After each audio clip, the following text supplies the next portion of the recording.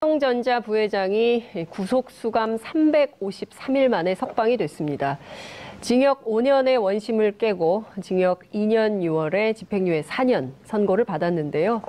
유전무죄, 무전유죄 비판이 나오는 가운데 특검은 즉각 반발했습니다. 오늘 두 분의 전문가 모시고 이번 재판의 문제점을 하나하나 짚어보겠습니다. 수도권 내리사선 안민석 더불어민주당 의원님 나오셨습니다. 어서 오십시오.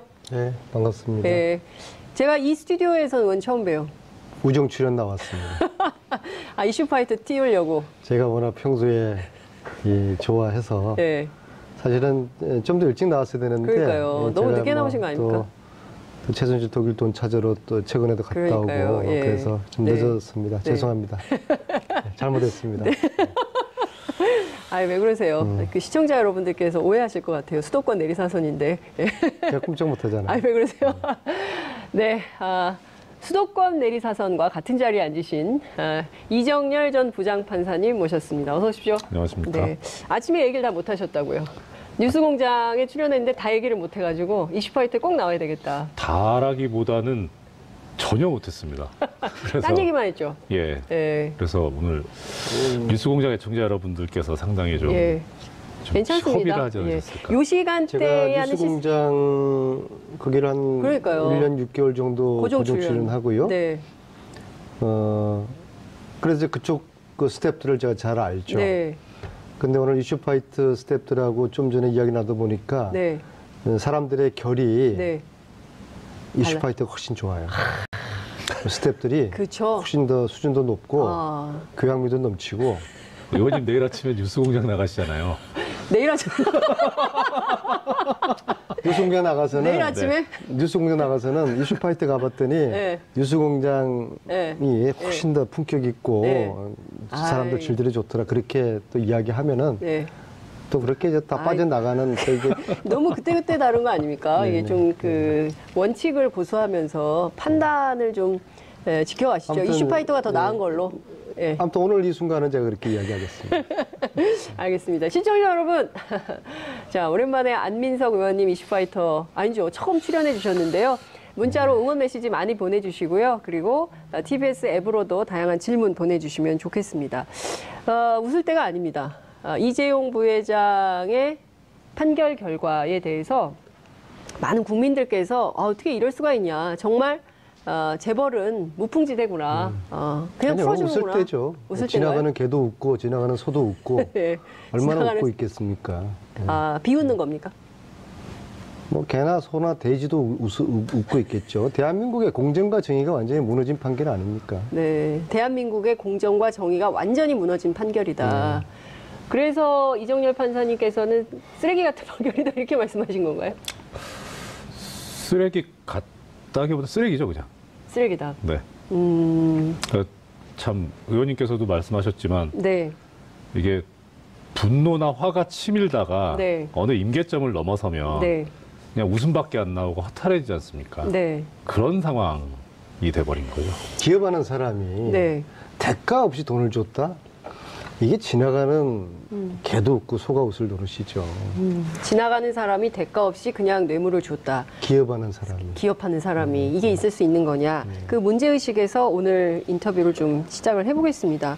어제 이재용 부회장의 집으로 기자들이 많이 취재를 갔어요. 그러니까 깜깜했는데 뭐 화분, 뭐 무슨 케이크 같은 거, 막 선물이 집으로 엄청 들어가더라고요.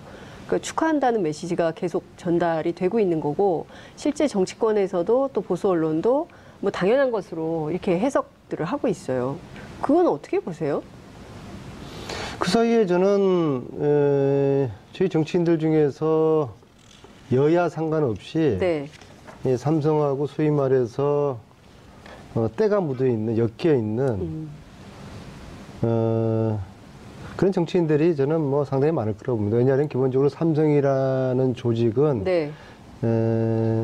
권력을 관리를 해왔거든요. 그것은 어제 오늘이 아니라 굉장히 오래되었습니다. 네. 그것은 여든 야든 할 것 없이 네. 삼성으로부터 관리당해 온 예. 권력을 가지고 있는 국회의원들도 있을 것이고요. 네. 저는 뭐 99% 단언그 말씀드리건데 이거는 여야 가리지 않고 삼성은 해왔을 거라 봅니다. 왜냐하면 삼성 입장에서는 여당은 여당대로 관리의 필요성이 있고 네. 또 야당은 야당대로 나름대로 그런 또 필요를 느낄 테니까는요. 네. 지금 또 여야가 바뀌지 않았습니까? 그래서 지난 오랜 기간 동안에 삼성하고 관계를 맺어온 여야 정치인들의 입장에서도 알게 모르게 네. 이걸 긍정적으로 또 표현하는 네. 그런 분들도 제가 국회에서 좀 전에 만났고요. 아, 또 실질적으로 속으로 또 그렇게 생각하고 계시는 그런 분들도 있을 거라고 봅니다. 저는 단지 제가 여의도에 있기 때문에 네. 국회의원들이 한정해서 이야기를 저는 이제 드리는 겁니다. 여든 야든 관계없이 삼성이 관리해오는 정치인들이 있을 것이다. 국회의원들. 있을 것이다가 아니죠. 있다. 있죠. 그리고 그것은 사람을 봐가면서 가려가면서 관리하죠. 가령 저 같은 국회의원한테는 제가 사선하면서 네. 삼성한테 제가 차 한 잔 얻어 마신 적이 없거든요. 네. 저 같은 사람들은 뭐 해봤자 통하지도 않을 것이고 네. 그리고 뭐 제가 뭐 주지도 않죠. 그러니까 저 같은 사람들은 때로는 섭섭하기도 하죠. 네. 왜 나한테는 왜 삼성이 한 번도 연락이 안 할까? 제가 그 얘기는 들었어요. 삼성의 고위급 간부가 명품을 가지고 명절 때 찾아온다는 거예요. 이제 선물이죠. 뭐 스카프, 넥타이, 뭐 허리띠, 뭐 이런 벨트, 지갑, 뭐 이런 거. 그러니까 뭐 거절하기도 그렇고 받기도 그런데 나중에 보면 엄청 고가의 선물인 이런 거 받았다가 돌려주거나 이런 사례가 종종 있다 국회 안에. 그리고 이제 삼성은 체계적으로 예. 어떤 한 의원을 로비를 할 필요가 있으면 네. 그 의원을 둘러싼 네트워크를 다 조사를 해요. 네. 그래서 그 회사 직원들, 간부들 중에서 그 의원하고 네트워크를 톡할 수 조사한다. 있는 예. 예, 그 내부인을 통해서 네. 그 의원을 접촉을 하고 도저히 이거 피할 수 없는 네. 그런 관계에 있는 그런 살다 보면 그렇게 있잖아요. 그죠? 네. 가령 예를 들어가지고 제 친구가 삼성 임원이 있는데 네. 이 친구가 선의로 저한테 해마다 후원을 몇백만 원씩 해줬단 말이에요. 네. 뭐 그런 친구도 없어요. 예. 그런 친구도 없는데 그런 친구를 파악을 해내는 거죠. 그래서 저한테 로비할 필요가 있으면 저한테 로비를 이제 하는 것이죠. 그래서 네. 굉장히 아주 체계적이고 조직적으로 이제 한단 말입니다. 작년에 제가 최순실 국정감사 하면서 네. 아주 황당한 일을 당했어요. 예, 제가 뭐 이름은 밝힐 수가 없지만은 네. 우리 청문위원들 내에서 삼성을 보호하려는 그러한 청문위원이 있었어요. 여당 그때 당시에 여당 당은 야당. 제가 이야기 말씀 못 드리고 왜요? 그건 알아서 말씀하세요. 판단하시고요. 그래서 여당 아닙니까? 저는 이거 안 된다라고 했는데 네. 그분이 저한테 하는 이야기가 저는 사실 뭐 삼성하고 일가친척 한 명 삼성 직원이 없어요. 네. 그분이 저를 오히려 공격을 하는 게 안 의원이 삼성하고 관련돼 있어가지고 이 사람을 문제 삼는 거 아니냐. 네. 응? 다 알고 있다. 정말 황당한 제가 공격을 받은 적이 있어요. 저는 그분을 의심합니다. 그분이 누군지는 저도 정동원식 논법처럼 네. 요양원 가면 말씀하시려고요? 그러면 안 이런 돼요. 식으로 제가 그럼 말씀드리는 게 정동원처럼 비판 이런 받으세요. 식으로 빨리 얘기하세요. 여야 상관없이 넘나들면서 삼성에 네. 아주 조직적이고 체계적인 지금 그런 로비들이 말씀하신 오랫동안 맥락을 좀 있어왔죠. 들어보면 이게 지금 민주당 안에 있는 분이 아닌가라는 생각을 하게 만드셨어요. 그거는 상상에 맡기겠습니다. 상상에 맡긴다. 예.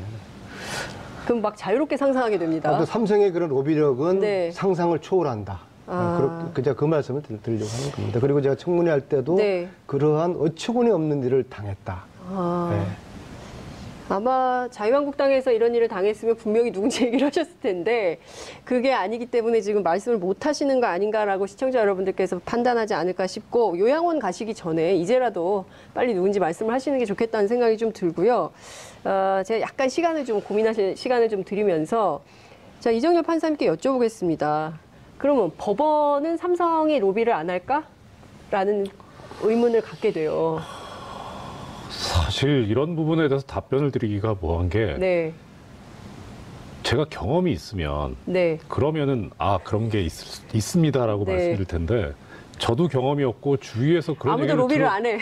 들어본 적이 없어서 예. 그래서 있을 거는 같은데 예. 뭐 제가 목격하거나 들어보거나 하는 게 네. 그러니까 좀 그 부분 말씀드리기가 저는 곤란한 게 아니라 잘 모릅니다, 진짜. 이번이 집행유예 이 판결을 네. 이 박주민 의원과 유시민 작가가 미리 예측을 예. 했다고 그러잖아요. 예. 저는 사실 이미 1년 전에 네. 작년 3월에 이런 사태를 우려를 했고 네. 이러한 사태에 대한 그 가능성을 네. 제가 그 예견을 했었더랬어요. 네.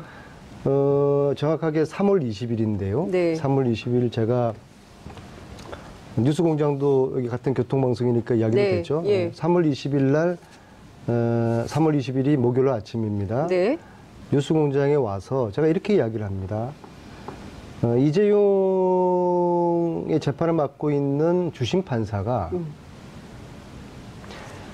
그 판사에 대해서 알아봤더니 네. 최순실 후견인의 사위이다. 사위더라. 네.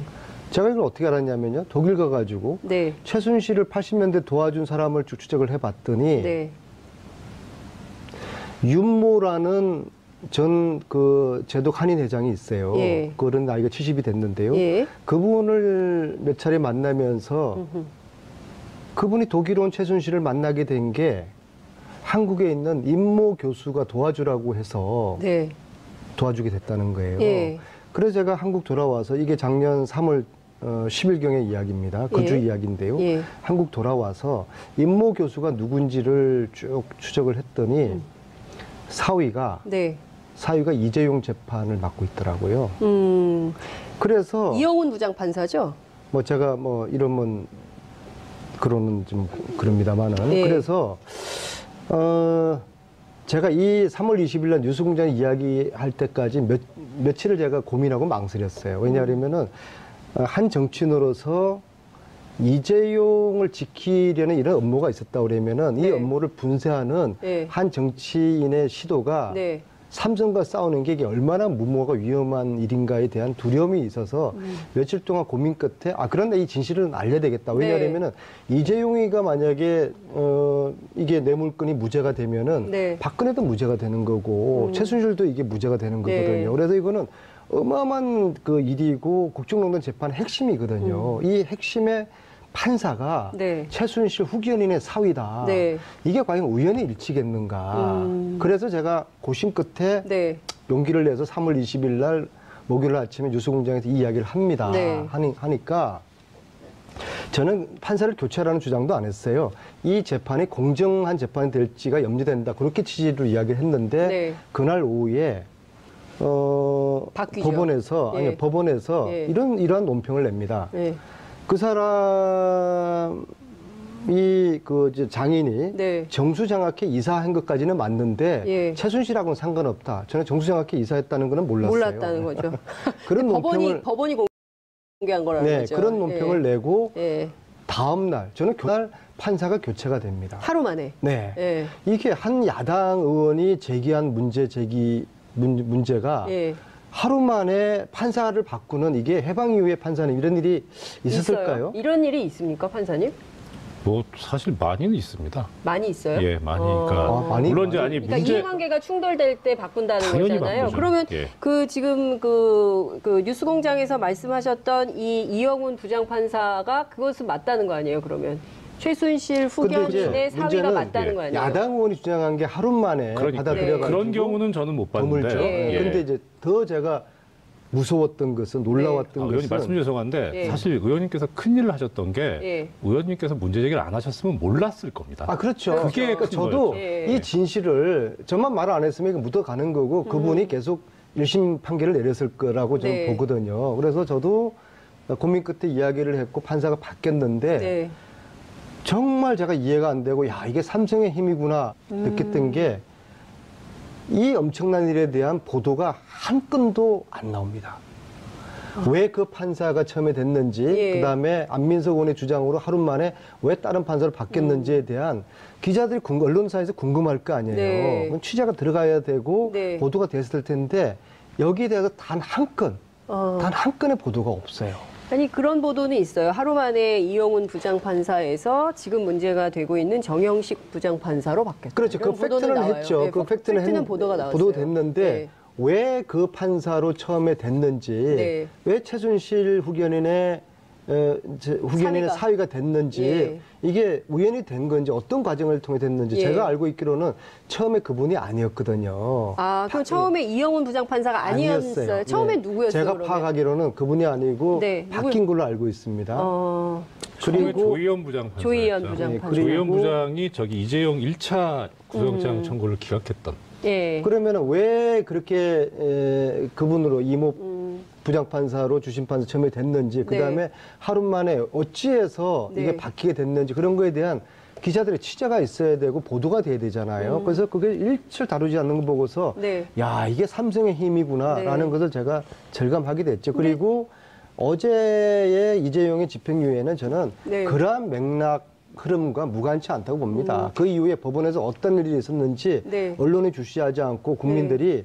이 뭐 잘 되겠지, 법원이 정의를 세워주겠지라고 너무 믿었던 것이죠. 네. 근데 지금 보면 국민들의 시각에서 질문을 좀 드리려면 조희연 판사, 이영훈 판사, 정영식 판사 이르기까지 정용식 판사 되기 전에 1심 판사는 다른 분 아니었어요? 그러니까 1심 판사가 지금 예. 말씀하신 조희연 부장판사하고 판사가? 이영훈 부장판사였고 정영식 네. 부장판사는 처음부터 지금 처음부터. 예, 항소심 와서 처음부터 창소심. 그러면 지금 이 상황에서 근데 이제 좀 신기했던 거는 사실 이 정영식 부장판사가 지금 담당하고 있는 형사 13부가 네.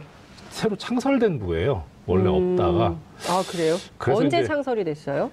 작년인지 재작년인지 제가 모르겠는데 예. 이렇게 뭐 서울고등법원이 업무량이 많아가지고 새로 만들어진 부라고 그렇게 듣기는 했는데 네. 좀 묘하긴 하죠. 하필이면 새로 만들어진 신설된 부에 또 하필이면 제일 권력과 재벌의 이익을 옹호해왔던 그런 재판부에 배당이 됐다는 게 네. 참 씁쓸하죠. 우연인지 모르겠지만은. 근데 뭐 이게 어떤 건지 취재를 좀 해봐야 되겠지만, 네, 이렇게 이게 막 뭐 우리가 음모론으로 접근하는 것은 아닙니다. 아니죠. 아니, 예. 그런데요, 이 어떤 국정농단의 흐름과 과정을 쭉 이렇게 보면요. 네. 야, 이런 우연이 있을까? 결국엔 필연이었더라고요. 그러니까 우연으로 포장된 필연의 연속이에요. 네. 이번 이 일들이요. 그래서 지금 이정일 판사님께서 의심스러워하는 저런 부분도 네. 저런 의심이 결국에는 네. 뭔가 사전에 기획되어 있었을 네. 그런 판들이 짜여져 있어서 그런 가능성을 염두를 두고서 이 부분을 우리 언론인들이나 관심 있는 분들이 예, 추적할 필요가 있는 네. 것이죠. 예. 그 문자가 들어왔어요. 호호바님께서 삼성 장학생 정치인 깝시다. 적합한 기회가 되면은 저에게 더 큰 용기가 네. 아, 여러분, 안민석 만들어지면은- 의원님에게 이걸 까게 공개할 수 있게 용기를 좀 주시면 좋겠습니다. 그래야 아무래도 공개를 하실 것 같아요. 지금은 아직 용기가 부족하시기 때문에 공개를 못 하시겠다고 하니까 더 큰 용기를 낼 수 있게 여러분들께서 응원을 좀 해주시면 좋을 것 같습니다. 그 이정일 판사님께 좀 여쭙고 싶어요. 특검이 즉각 반박을 했어요. 5가지 갈래로 나눠가지고 쫙 비판을 했는데요. 특검의 네. 주장에 대해서는 어느 지점에서 동의하시고 또 어느 지점에서 좀 부족하다 이렇게 좀 보십니까? 일단 가장 처음에 내세운 이제 특검 입장문에 나온 얘기가 네. 모순되는 판결이다. 그렇죠. 예, 이 모순되는 판결에 전적으로 동의합니다. 그리고 지금 특검에서 이제 모순된 판결이라고 하면서 네. 처음 제시했던 게 그 이재용 부회장의 승계 작업을 인정할 증거가 없다라고 하면서 하지만 이런 일련의 과정과 절차상 삼성전자에 대한 이재용 부회장의 지배력 확보에 유리한 효과가 있었다. 네. 이렇게 또 판단하고 있는 게 예. 이제 모순된다 이런 얘기도 했었는데요. 맞습니다. 그 외에 또 여러 가지 모순점이 있습니다. 이 네. 판결에. 그래서 뭐 시간이 허락할지 모르겠습니다만. 안종범 수첩도 그렇잖아요. 예, 그거는 이제 다른 판결하고 모순되는 예, 거고요. 다른 판결. 이 판결 자체 내에서 내부에서. 모순되는 부분이 있는데 네.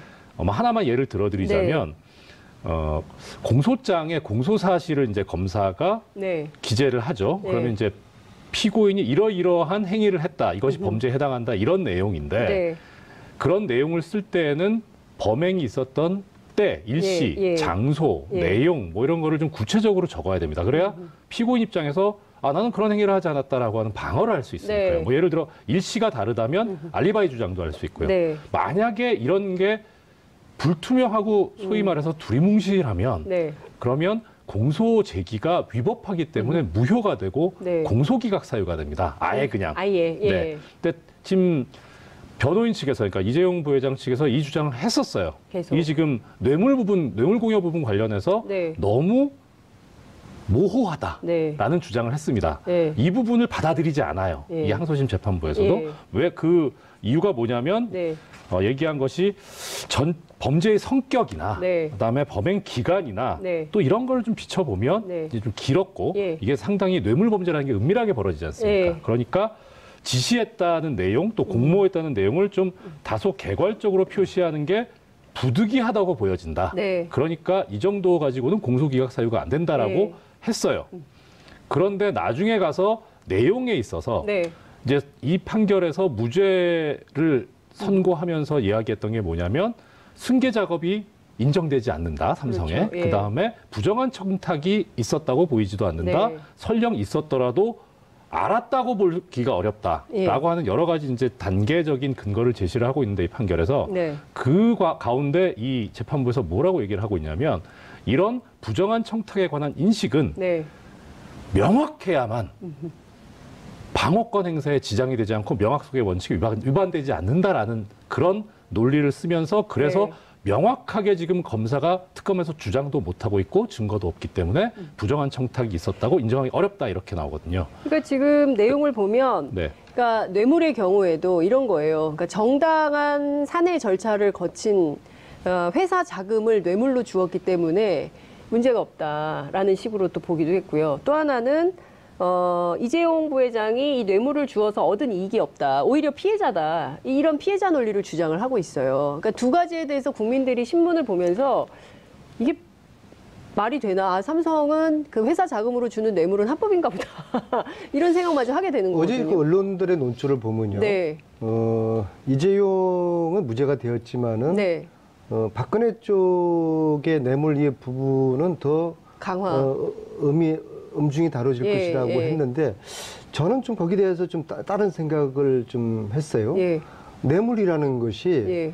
준 사람이 무죄면은 받는 사람도 무죄가 되는 거 아니겠습니까? 그렇죠. 그러니까요. 일반적으로 그렇죠. 예. 근데 왜 언론에서는 그렇게 거의 한 목소리로 그렇게 해석을 하죠? 두 가지로 저는 우리 민심을 좀 네. 다독거리는 건가요? 그게 저는 1번인 것 같고요. 아. 그러니까 다독거린다고 의원님께서 점잖게 말씀하셨는데 네. 뭐 삼성을 네. 쉴드치기 위한, 옹호하기 위한 그런 게 아닌가 삼성을 싶고 실드치기 위한 거다. 나는 정말 백보, 만보, 천보를 양보해서 예. 좋게 해석한다면 예.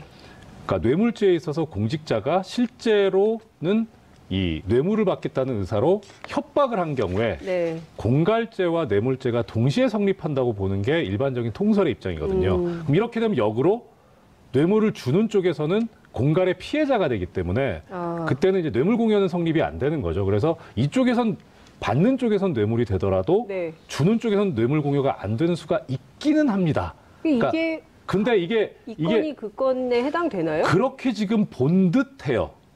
해석을 그 전제는 굉장히 어렵게 말씀을. 기업인이 돈을 선의로 줄 수도 있다. 아무런 대가 없이 줄 수도 있다. 이제 그런 게 전제를 지금 하는 거 아니에요? 그죠? 그러니까 뺏겼다는 거죠. 공갈의 피해자라는 거죠. 공갈의 피해자. 그러니까 네. 박근혜 전 대통령이 공갈을 쳐서 네. 이재용 부회장, 그러니까 삼성의 돈을 뺏은 거다. 예, 뜯었다. 뜯었다. 그러니까 뜯긴 이재용 부회장은 피해자고. 예, 그렇죠. 이 논리를 변호인도 주장을 했었고 그게 예. 그런 식으로 지금 논리 구성이 돼 있기는 해요. 그러니까 삼성이 아무런 대가가 바라지 않았다는 걸 지금 전제로 하는 거 아니겠습니까? 근데 그렇죠. 그렇게 하기에는 이 삼성물산과 제일모직 인수 합병 과정에서 생긴 여러 가지 문제점으로 문영표 보건복지부 장관 구속됐죠. 그리고 국민연금 기금운용본부 본부장이었던 홍한선 본부장 구속됐죠. 그 징역 2년 6월씩 받았잖아요. 근데 그 과정에서 받은 피해자들은 다 징역 살고 있는데. 그 사람들도 이제 다 풀어줘야 되는 거죠. 다 그런 겁니까? 판사님 어떻게 보세요? 다 풀어줘야 돼요?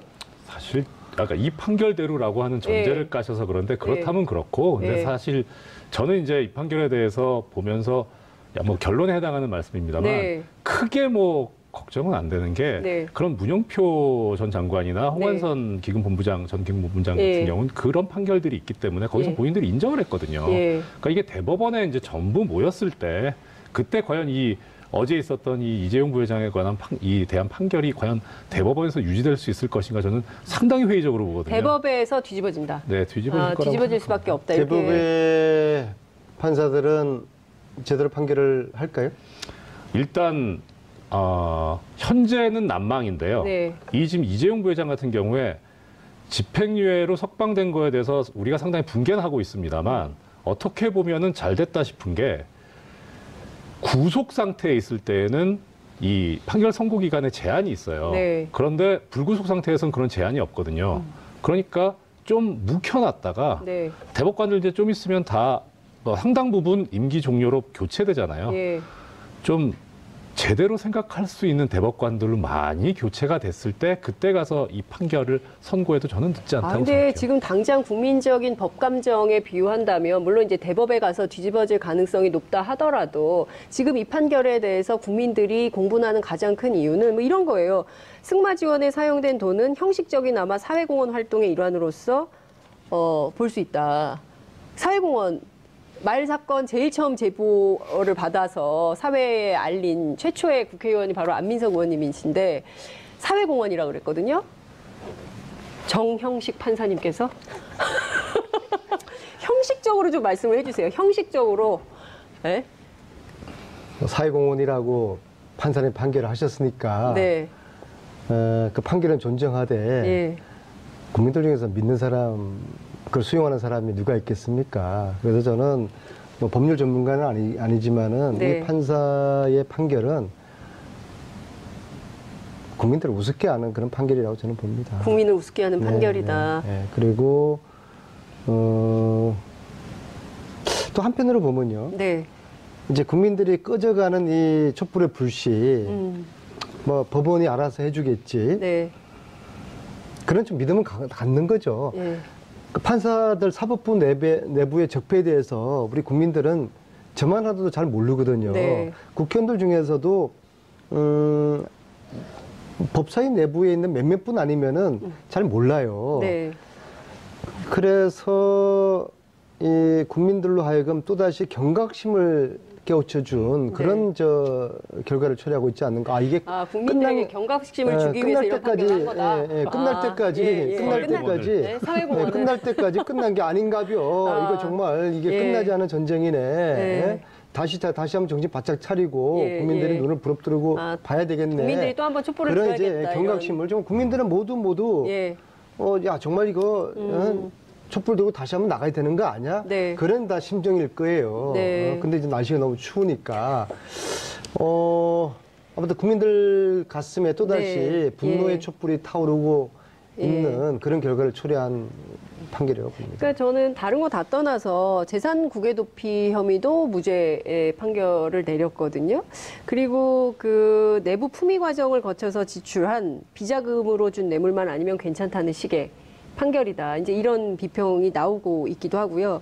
이 정치 권력하고 뒷거래를 한 문어발식 사업 확장에 해당하는 전형적인 정경유착도 대상이 아니다.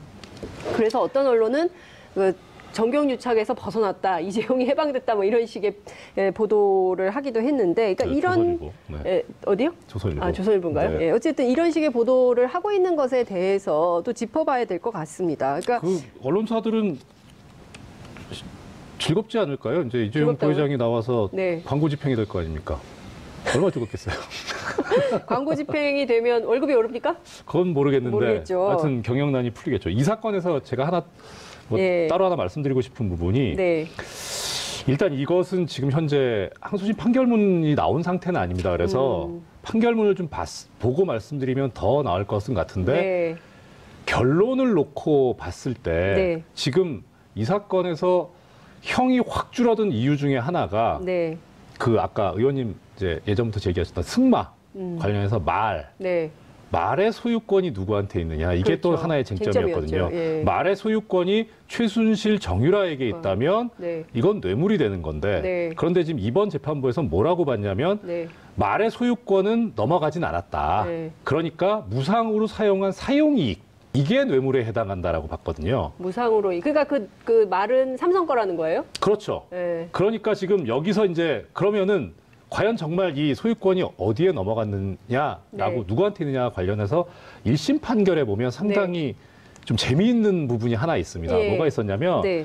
1심 재판 과정에서 예. 그러니까 작년 5월 24일 날 삼성 측에서 문서를 하나 제출합니다, 법원에. 뭐냐면은 매매 계약이 해제됐다는 해제 합의서인데 네. 이게 뭔 내용이냐면 삼성하고 마주 사이에 네. 매매 계약을 깬다는 거예요. 어, 그러니까 이게 무슨 뜻이냐면 뭐예요? 삼성 입장에서는 자 우리가 네. 소유권자니까 이 계약을 깰 수 있는 거 아니냐. 아하. 만약에 최순실 정유라한테 소유권이 넘어갔다면 네. 그러면 계약을 깨는 권한도 그쪽에 있기 때문에 네. 그러니까 우리가 지금 이 합의서를 낸다는 것 자체가 네. 저쪽 말을 사고 팔고 했던 거기서도 네. 삼성 쪽을 소유자로 생각하고 있는 거다. 그러니 뇌물이 아니다라는 주장을 합니다. 근데 거기에 대해서 1심 판결에 뭐라고 나오냐면 다 좋은데 네. 다 좋은데 첫째는 이 합의서에 네. 이 이재용 부회장 사건에서 법적으로 문제되는 부분들에 관한 조항들이 하나하나 다 나와요. 그리고 이게 이제 당연히 재판 과정에서 작성된 문서잖아요. 네, 네. 그러니까 어떻게 예. 이쪽은 그렇다 치고 네. 저쪽 독일 측에서 이 재판에서 문제가 되는 걸 어떻게 다 알고 이렇게 합의를 했느냐. 이건 못 믿겠다. 그러니까 삼성이 왜 최순실 씨와 정유라 씨한테 무상으로 말을 쓰게 해줍니까? 아, 그러니까 그게 이제 말이 됩니까? 제가 지금 뭐 어떤 그런 네. 사실관계적인 얘기도 있지만 네. 일단 뭐 저는 이제 어떤 법적인 뭐 네. 증거 관련해서 말씀드리고 있는 네. 건데요. 이래서 여기서 문제가 됐던 게 결국은 삼성이 네. 삼성 측에서 네. 존재하지 않는 사실을 증명하기 위해서 증거를 착출을 한 거예요. 아. 만들어낸 거예요. 근데 이게 지금 항소심 판결대로 소유권이 정유라 최순실에게 있지 않다면 네. 그럼 이 합의서는 어떻게 해석을 할 것이냐. 아. 이게 그럼 정당한 합의서라고 본 거냐. 네. 라는 의문이 좀 있거든요. 그래서 그렇구나. 전 사실 판결문이 아직 나오기 전인데 네. 도대체 이 정영식 부장판사 재판부에서는 이 합의서를 뭐라고 봤을까? 아. 전화해서 아주 물어봐야 궁금합니다. 될 것 같아요. 그리고 예. 최순실 정유라 네. 독일에 말 지운 과정에서 네. 독일에 살고 있는데 지금 네. 그분이 핵심 키맨이 있어요. 아. 삼성 출신인데요. 정유라 말 관련해서 핵심 예, 저는 키맨이 지금 이 삼성 전체를 다 독일에 기획했다고 있다. 예. 제가 보는 핵심 키맨이 있어요. 독일에. 네, 삼성 출신이고 지금도 독일 프랑크푸르트 살고 있는데요. 예. 제가 이분 때문에 예. 피하는 자가 범인이다라는 그런 제가 말을 만들었는데요. 집 앞까지 찾아갔어요. 뭐 이런 좀 독일에서? 네. 그런 좀 의혹을 네. 좀 설명을 좀 해달라. 나타나지가 않아요. 도망 다녀요.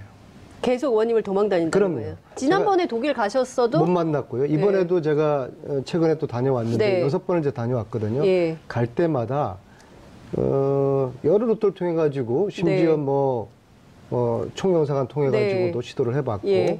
또 삼성 쪽 관계자도 통해 가지고 내가 당신을 의심하는 게 아니다. 몇 가지 내가 좀 설명을 듣고 싶은 부분이 있으니까는 네. 좀 만나달라. 네.